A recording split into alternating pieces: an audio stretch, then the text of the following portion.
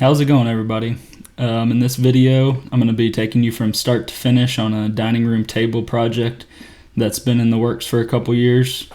A few years ago, I had an oak tree come down in a storm, and instead of cutting it up into firewood, I decided I'd build a table out of it. So I had a friend of mine mill and kiln dry these slabs for me. So the slabs you're looking at here have been milled down, kiln dried, and then he has a flattening table, so he flattened them all for me. But basically I started, you can see I made a flat table in my garage out of 2x4 so I'd have a good flat working surface, and started from there.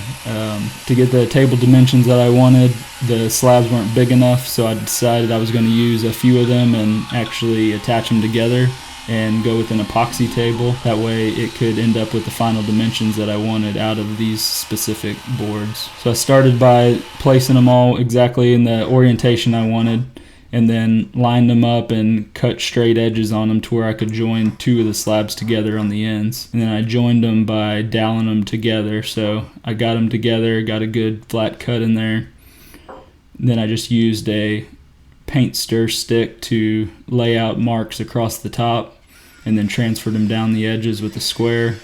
That way I could line up my dowel jig. And as you can see there, I'm using a little dowel jig just to basically center up that hole in each slab to where they would line up from one slab to the other.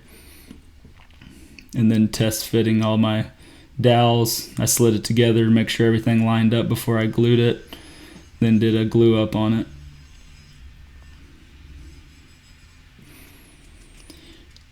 Here I'm sliding it together for the final time. It ended up being pretty tight, so I used a ratchet strap actually to pull them together, and then it also kind of worked out nice because it held them together tight while the glue dried up. And then basically I repeated the process on the other side with the other two slabs. So I just cut down those edges to where I had a straight surface, lined up all my dowels, which I actually offset these dowels on this side a little bit. I figured it'd give me a little bit better coverage, and then ratchet strapped them together the same way.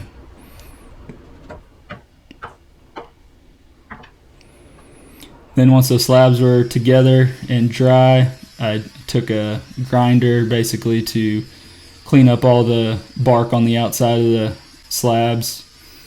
I tried a wire wheel at first on the grinder, and what ended up working pretty well was a flap disc. So it made a terrible mess in the garage, but it took off all the loose bark and things on the edges of the slabs pretty easy.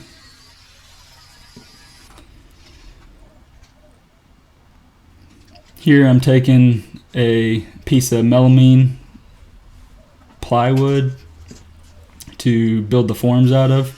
So I am building it a few inches bigger than what I want the final table dimensions to be. That way I can rough it in and cut the edges off afterwards. So once I decided to do that size, I cut down that large piece to the dimensions I wanted. Then I cut these 4-inch pieces off the edge for the sides of it. Here I'm pre-drilling and screwing together the outside border frame that'll then eventually attach to that lower piece of plywood as the mold for the epoxy.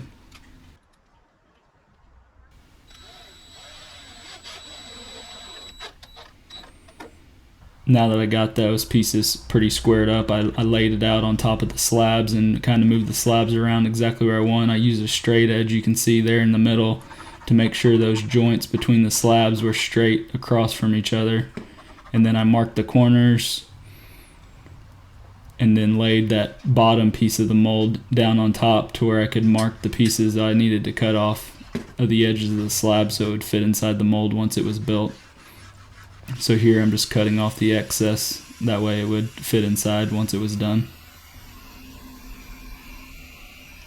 So I had never seen this done before on the other videos I've watched of epoxy tables, but for some reason whenever I was putting it together, I kind of thought it might be a good idea to drill these holes in the edges of the slab. That way once the epoxy was poured, it could actually almost dowel into the edges of the slab to try to, attach it better versus it just adhering to the slab edges. So I don't know if it was necessary or not, but it ended up working out, and hopefully it's a little bit stronger at the end of the day. Now here I attached the walls to the bottom piece of the mold, and then I just caulked all of the edges to try to keep the epoxy from leaking out. And then I applied a mold release spray to it before I put the slabs inside of it. So here you can see it now. I got the slabs inside the mold. I had the mold release spray in there, so basically I'm ready to start mixing epoxy. So the initial pour, I actually just mixed 5 gallons of epoxy. Ended up not being enough, and I mixed the final gallon, so overall it ended up taking almost exactly 6 gallons of epoxy to fill it up and get enough over the top to where then I could flatten it down. And I just used black pigment to dye the epoxy a deep black color.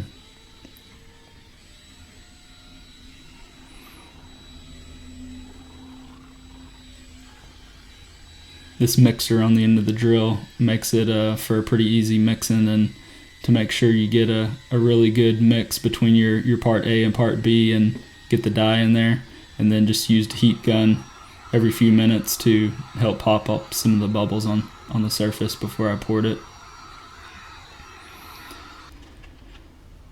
And then after all the prep, it's time to pour it in. This is definitely the most nervous I was during the project, but also the most satisfying at the same time, because it's like a big milestone in the project to finally get to pour it. You just hope you don't screw up. So I poured it in a couple stages. You can see there it's only about half full. And then I took the heat gun to get some of those bubbles out before I poured more in. Here you can see it after about a day of drying. So you can see that I basically overfilled it to where the epoxy would go across the top of the slabs and help fill in some of the cracks within it, not just in the center and on the edges.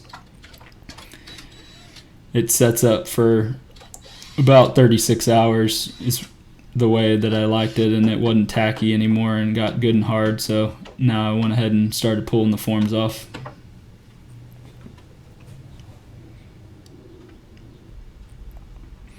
Once I had all the forms off, I needed a way to build a flattening jig since I didn't have a flattening table. So I went and got some super straight 1x6s, and here I'm attaching them to the side of my flat table, and then I built a little box for my router to go into and essentially have a makeshift flattening table that I can slide back and forth, and then the router will go back and forth within that slot and flatten the table down.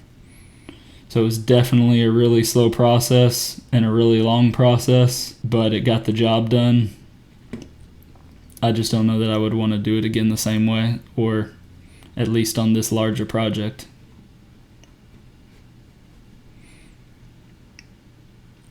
You could definitely save a lot of time by taking this to somebody that has a CNC flattening table or a way to use a larger cutter.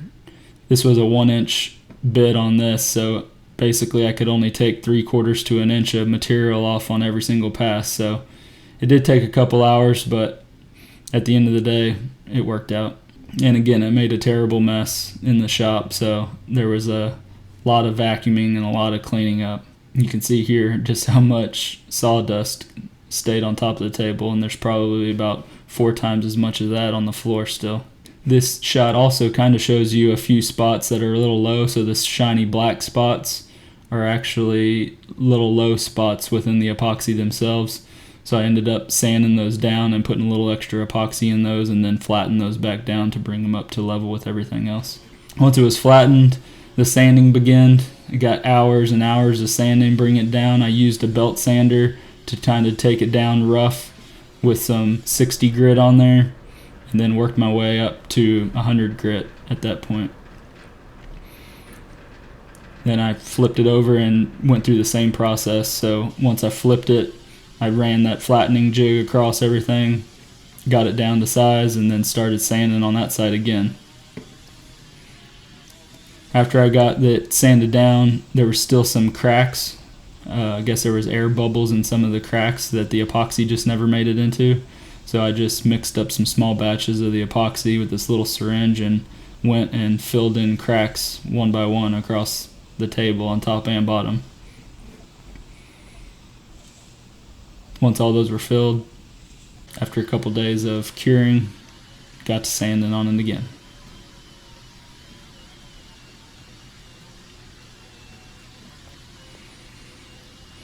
Here it is roughed in after all the cracks are filled, all sanded down. I ended up sanding up to 120 grit.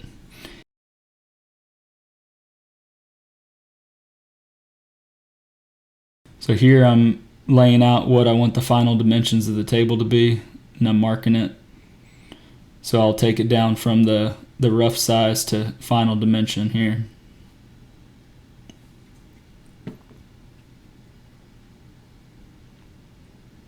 Then I'm just using a piece of plywood for a straight edge here. I took about 3 inches off the ends, about 1.5 inches off each edge. Then I ended up running into the same issue on the edges of the table where there were some cracks that had air in them that were empty, and I did the same thing that I did on the top and the bottom and just mixed up some small batch of epoxy, and I let it set up for a few hours. That way it ended up about like peanut butter consistency to where I could get it in those cracks on the edges and fill those in.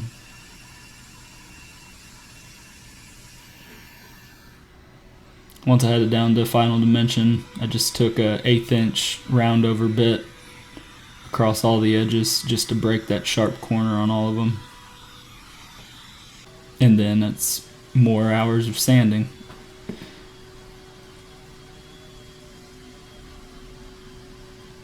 So then I decided I needed to figure out what I wanted to do for table legs. So I started with this 1/8 inch by 4 inch flat bar and cut 3 strips for the table.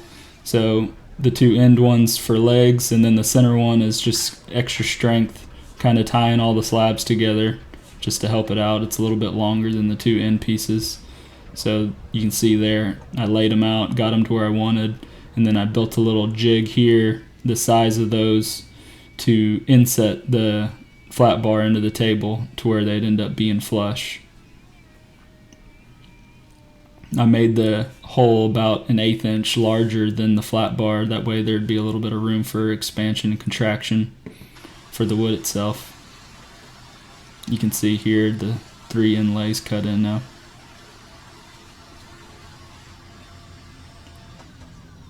So I'm building the legs out of 2x3 by 16 gauge rectangle tube. I went through a few design ideas, just kind of looking at various pictures on the internet and things like that, and decided on this one finally. So here I am just laying out the center cut. It's going to have a little bit of angle in the middle of it on the piece that's on the floor. So you can see there, I just make one cut and then flip the tube over, and then it makes the angle I want. And then once I cut them down to the length they needed to be, you can see them there put together, and then I'll go to tack them up.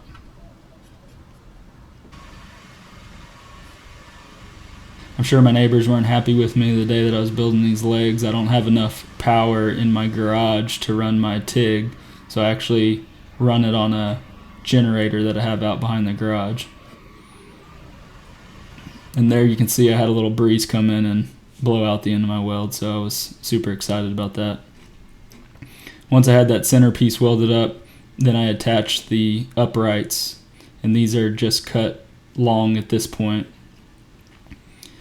Then I used a flap wheel to take all the welds down, smooth it out, and then use some 40 grit sandpaper on my orbital sander to smooth them out even further. Once I cut the legs to the correct length, flipped it over, laid it on top of the flat bar that I had from the table, welded into the flat bar, and now they're ready to go to powder coat. So here you can see I got the legs back from powder coat now, and I put them in place, and I'm just marking the holes in the table so I can put threaded inserts in there. So I'm just using a small drill bit just to drill in the center of the oversized holes in the legs to mark it. And then I used a little drill block and the correct size drill bit to drill out each of the locations.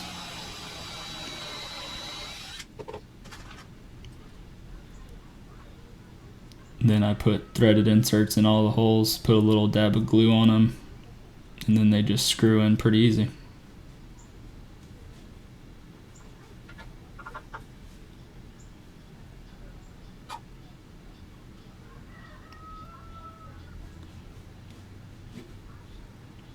Alright, now it's all sanded, ready to go, and I'm using Rubio Monocoat Pure, the oil 2C system to finish the table. So I just mixed up a batch, spread a little bit out, and then used a little squeegee to kind of spread it all out, let it soak in. Really happy with the way it pulls the color out of the oak on this. Really makes that black epoxy get that deep black color. And then once it's all spread out and sets for a few minutes, I just took rags and polish off all the excess oil. And that's it. I got it in the house, attached the legs to it, put it in place. Here you can see a few of the photos of it. I'm pretty happy with the way everything turned out. The powder coating on the legs turned out great. Here you can see a photo with chairs and some fall decorations on it, and a shot from underneath showing the bolts and the plates attached. Then after that, it was time for some celebration after about a 3-month project, working on the weekends and the evenings. So I had to get a glass of Blanton's and celebrate being done with it. So I hope you enjoyed the video. Please subscribe and click the like button, and you can join me for the next project, and we'll see what it's going to be.